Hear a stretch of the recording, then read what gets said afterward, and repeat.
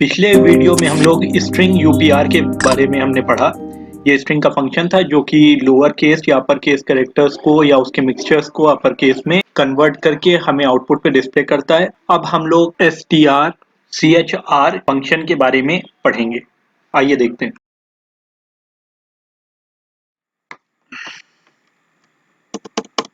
अब एक आता है strchr, ठीक। ये फंक्शन क्या करता है, कैरेक्टर्स को सर्च करता है और ये फंक्शन कैरेक्टर्स को लेफ्ट से राइट की तरफ सर्च करेगा। चलिए आइए हम लोग अब प्रोग्राम देख लेते हैं इसका। सबसे पहले हम लोग #include stdio.h लिख लेते हैं और उससे भी पहले हम लोग इस फाइल को सेव कर लेते हैं। और अब चलिए लिख लेते हैं #include stdio.h।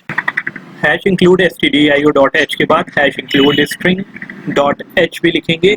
ये स्ट्रिंग की फंक्शन के लिए हेडर फाइल होती है। उसके बाद हम लोग वॉइड मेन लिखेंगे और उसके बाद हम लोग एक st नाम का वेरिएबल लेंगे जो कि एक स्ट्रिंग होगा।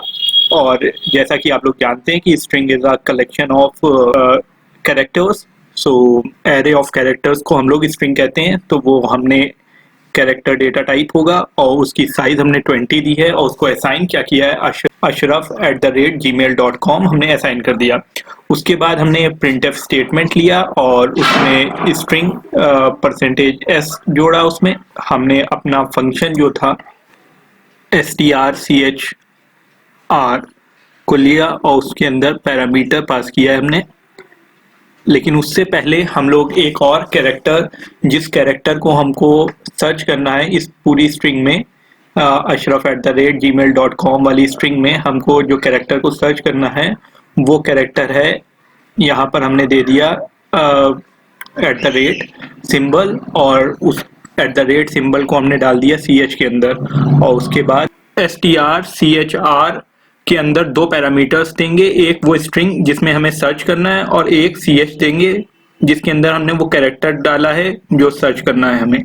ठीक है, अब चलिए हम लोग इसे कंपाइल और रन करते हैं। अब कंपाइल और रन करने पे आप लोग देखेंगे कि जो @ सिंबल है उसके बाद की जो सारे कैरेक्टर्स हैं वो आएंगे। ठीक है, देखिए जो @ सिंबल आ रहा है, फिर gmail.com आ रहा है।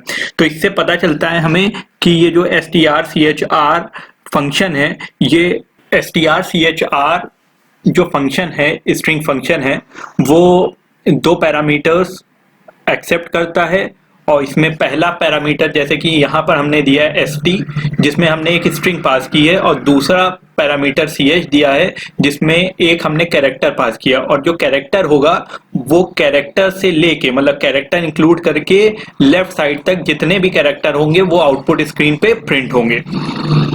अब चलिए हम लोग ch में जैसे @ सिंबल दिया है वैसे ही डॉट दे के देखते हैं क्या होता है। तो डॉट दे के देखने पे .com आना चाहिए रिजल्ट में। चलिए देखते हैं रन करके। देखिए यहाँ पर डॉट आ रहा है और उसके बाद com आ रहा है। ठीक है, तो आपको इससे और क्लियर हुआ होगा।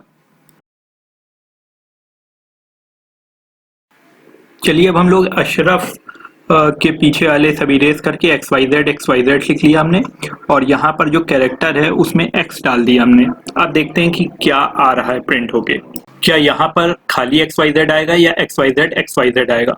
तो जैसा कि आप लोग देख सकते हैं आउटपुट कि यहाँ पर XYZ आ रहा है। तो इससे ये पता चलता है हमें कि लेफ्ट साइड से हमारा प्रोग्राम देखना चालू करेगा और ये फंक्शन देखता जो है वो लेफ्ट साइड से देखता है। और जो पहला बार कैरेक्टर आ रहा है, जैसे X पहली बार आ रहा है, तो वहां से लास्ट तक प्रिंट होगा।